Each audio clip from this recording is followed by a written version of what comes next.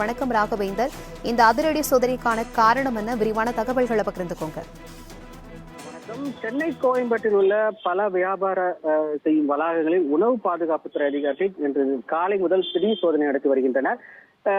கோயம்பேட்டில் தமிழகத்தில் இருக்கக்கூடிய அனைத்து காய்கறிகள் மல வகைகள் என மொத்தமாக கொள்முதல் செய்யப்பட்டு சிறு குறு கடைகளுக்கு விற்பனை செய்யப்பட்டு வருகிறது. அந்த வகையில் இந்த மாதம் மாம்பழ சீசன் என்பதால் அதிகமான பழங்களுடைய வரத்து கோயம்பேடு வணிக வளாகத்திற்கு வந்திருக்கிறது. குறிப்பாக பழங்களை ரசாயன மூலம் வைத்து பழுக்க வைப்பதாக, ரசாயன கற்கள் மூலமாக பழுக்க வைப்பது உள்ளிட்ட பழங்களை குழந்தைகள் மற்றும் சிறுவர் பெரிய உண்ணும் பொழுது பலவிதமான உடல் ரீதியான பிரச்சனைகள் உருவாகாததாக உணவு பாதுகாப்பு அதிகாரிகள் தெரிவித்திருக்கின்றனர்.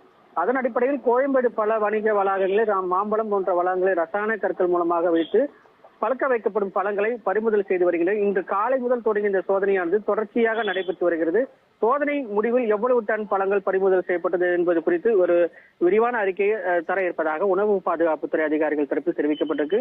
இது வழக்கமான ஒரு நடைமுறைதான் என்றும் உணவு பாதுகாப்புத்துறை அதிகாரிகள் தரப்பில் தெரிவித்தாலும் தொடர்ந்து இது போன்ற, அதாவது பழங்களை ரசாயன கற்கள் மூலமாக பழங்களை பழுக்க வைப்பது இது போன்ற வாடிக்கையாகவே இருந்து வருகிறது. இதை உண்ணும் போது பொதுமக்கள் பெரிய அளவில் பாதிக்கப்படுகின்றனர். அதன் அடிப்படையில் இந்த சோதனையானது தொடர்ந்து நடைபெறுவதாக உணவு பாதுகாப்புத்துறை அதிகாரிகள் தரப்பில் தெரிவிக்கப்பட்டிருக்கு.